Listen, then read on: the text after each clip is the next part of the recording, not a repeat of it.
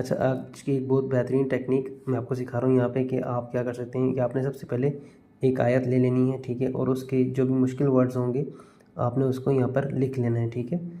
अब आपने फ़र्ज़ करें कि आपने ये आयत पूरी इसके मुश्किल वर्ड्स आपने लिख लिए, ठीक है। लिखने के बाद आपने क्या करना है, इसकी पूरी जो है शान नज़ुल वगैरह भी आपने समझ लेना है, ठीक है।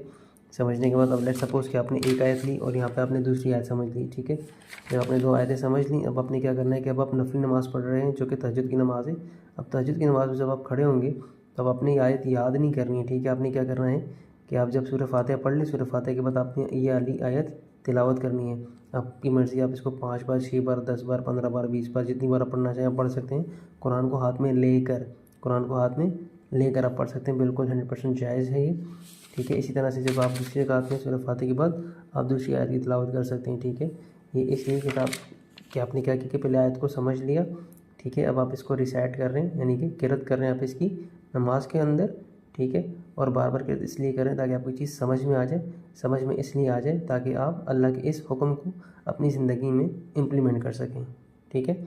और अगर आपको मज़ीद सीखना है तो आप मेरे चैनल द वॉकिंग कुरान पर बेसिक अरबिक ग्रामर के जो कोर्सेज़ हैं, जो कोर्स है मैंने अपलोड कर दिया है, ठीक है, जिसे हमने मुअल्लिमुल कुरान बुक से पढ़ा था, ठीक है।